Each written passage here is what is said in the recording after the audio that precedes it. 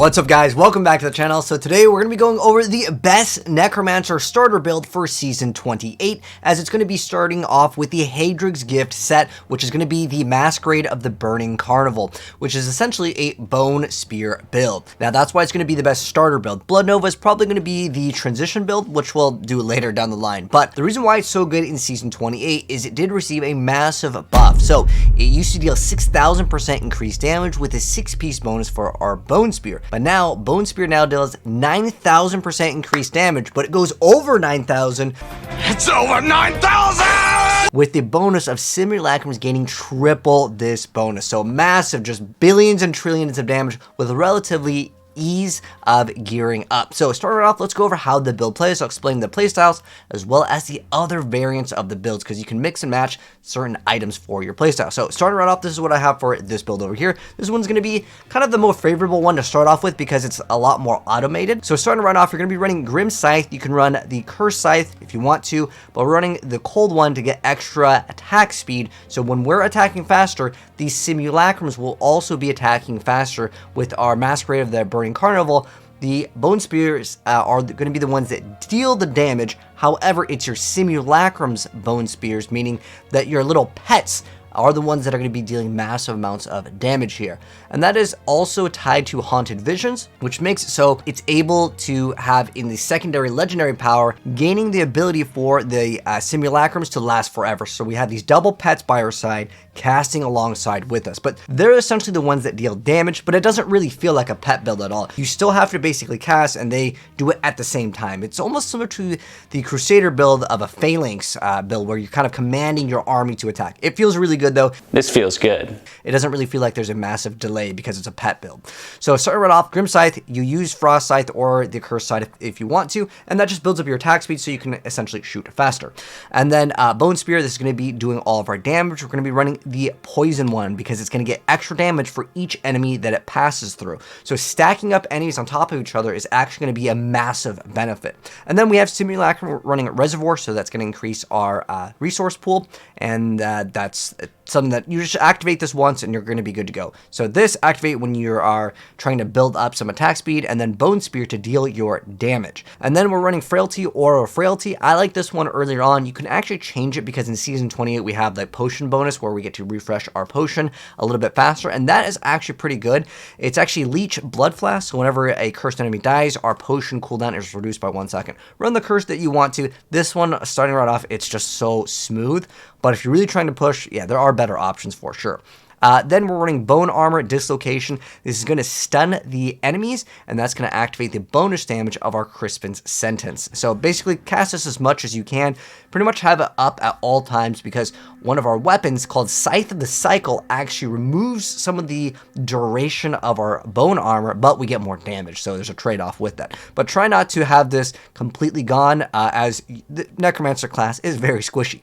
Then we are running Blood Rush, we're running Potency. There's a few other runes that you can want to perhaps run. You can get increased charge if you want to, but the one that I like personally is Potency. That just gives us extra survivability. And then as far as the passives go, pretty much this is the go-to. Spreading Malediction, the Bone Prison, Standalone, and then the last one's optional. I really like, if you're doing speedruns, Dark Reaping is good, but if you're really looking to push, you can run the Final Service. So the reason why I like this earlier on is it just makes it so you don't really have to have resource as something that you need to build up. But in theory, the build is supposed to use Grim Scythe, but if you're speeding, and like let's say you're doing up to GR 100s, you may not really need to build up that extra speed because you can just like one-shot things anyway, so you don't need to build it up. So it's kind of up to you. If you're doing speeds, Dark Reaping, if you're looking to push, then Final Service is kind of the go-to. This last one is kind of up to you and what you want to run. And then inside of the Kanai's Cube, we are running the Petrified Spike, so more damage on our Bone Spear. And then we're running Dainty's Binding and the Royal Ring of Grandeur if you're running the Captain Crimson's build. Now, if you want to, you can also run the Razilus Volition, which makes it so Skeletal Mage gains the Gift of Death, and on top of that, you gain 50% damage reduction if our essence is not full. That's pretty much what we're using it for. So there is another item that you can throw in the cube if you want to. Again, it depends on the way you want to run your build. There's lots of different options here from the Maxroll website, which I'll have all linked down below. But Crispin Sentence is an absolute must for every single one of these. You either equip it or you want to put it inside of the cube, as this gives you triple your damage, which is really good. So the way that the enemy gets impaired by two different effects. So you have to have two different slows. One slow is gained with Bane of the Trap. It's just automatically activated as long as the enemy is within a certain range. The other way is via your legendary gem power, the Zaystone of Vengeance. And then, so these are pretty much automated. These are the two that you don't need to manage at all. The other one that does work is also your Bone Armor Dislocation. So it stuns all the enemies for 2 seconds when you activate this ability. So that's kind of how the build plays and what you want to run inside of the Kanai's Cube. And then lastly, I didn't mention this earlier on, but Blood Rush, it's the mobility ability. You just activate it when you need to, but pretty much you activate your buffs. And well, if you're running Oral Frailty, you don't even need to maintain this one at all. But if you are running the Curse, then you got to activate the Curse when you want to. As far as the build goes, in terms of what you're looking for, it's basically the same as every Diablo build. It's crit hit chance, crit hit damage, area damage. Those are all priority stats on the build. One thing that is important is you don't really need cooldown reduction for this build, as it doesn't require it. You can, if you want to, throw in the Diamond in the Helm, you can run Captain Crimson's, but the only thing you're getting cooldown reduction for is basically the Bone Armor, which is still good, as well as you can have faster blood rushes, but it doesn't really matter too much. So you can throw in a Amethyst in your helm if you want to go ahead and do that. As far as the pieces of gear, Scythe of Cycle is an absolute must, because this is actually going to be a two-handed scythe, so you have to run this weapon. In terms of the pieces of gear, again, 6 pieces, or you can run 5 plus the Royal Rank Ranger if you want to run All Guilds or Captain Crimson's. That's up to you. There's nothing really important to mention with the bonus. It's just you deal more damage, and as long as you have Simulacrums, it makes it so you take less damage. So that's the reason why. As far as the Simulacrums go, by the way, you gain all the runes, so pick the one that you want. Reservoir is just usually used because if people want to technically run, there's a Relina Shadow Hook build, which just gives you extra damage based off of your essence, which I've seen before, but it's kind of outclassed by this. If you want an easier build where you don't even have to maintain this, that would in theory be there if you don't really want to have to recycle bone armor, because some people are a little bit lazier, and that's totally fine. As far as the offhand, it does not matter what this is. The increasing amount of damage to Bone Spear is ideal, but again, crit chance, crit damage is on every single piece of gear that you can get. And then if you can get Bone Spear damage, it's going to be in your offhand, your boots, as well as in your helm. And then you want crit chance in your helm as well. For the legendary gems, you got to run Bane of the Trap, and you got to run the Zaystone of Vengeance. And then obviously, if you're doing pushing, you can run Bane of the Stricken. The rest of them, it doesn't really matter what you're playing. Play the one that you enjoy the most. As far as the bracers, there is a bracer that you may want to throw inside of the cube if you are running, let's say, All Guilds. The Gelmindor's Morrow Guards will give you extra damage. Bone Spears casted from Simulacrums deal more damage. And again, remember, with the Season 28 brand new buff, well, you're going to deal even more damage because they get triple the bonus.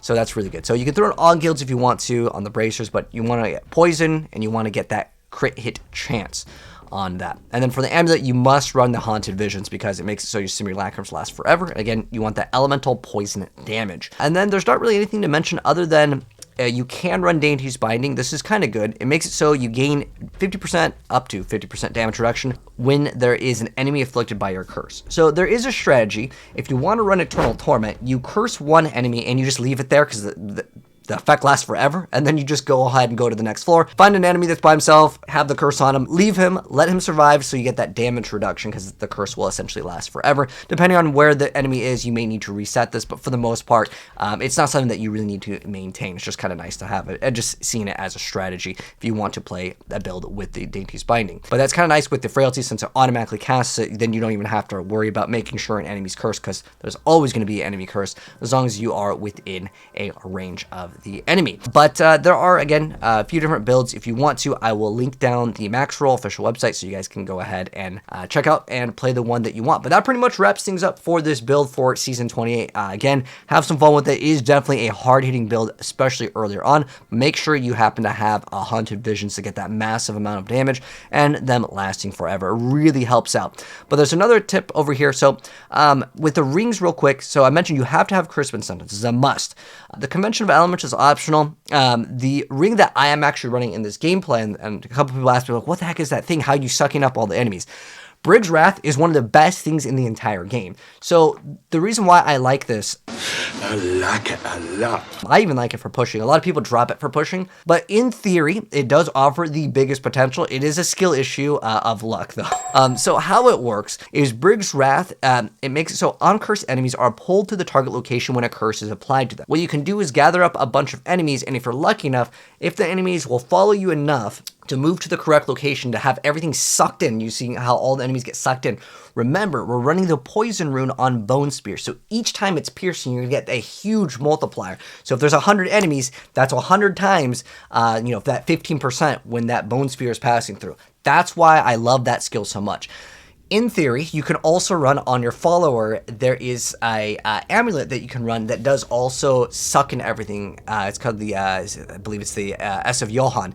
That will also be an option as well, although, let's be honest, the Flavor of Time is going to be probably the go-to. But that was one last thing that I wanted to mention that not everyone will want to play, because it's kind of up to you. Most people on leaderboards, it's going to be, of course, your conventional elements. It's more consistent, but the other one is definitely very fun, especially if you're doing speed runs. That's how you're seeing trillions of damage on the screen, especially earlier on without like thousands of paragons. That's how you get that massive stack, and it's just really satisfying to group up all the enemies. Then you shoot one Bone Spear and it passes through all of them and just deletes them, and area damage becomes even better with the Brig's Wrath ring. But anyways, now that's gonna wrap things up. Just wanted to mention that at the very end there. But if you guys enjoyed the video, drop a like on it, and if you guys want to see more Diablo builds in the future, and this is your first time here, or more Diablo content, we have the beta coming around, and I'll be dropping you guys beta Diablo 4 gameplay very soon. Take care, and I'll see you in the next one. Peace out.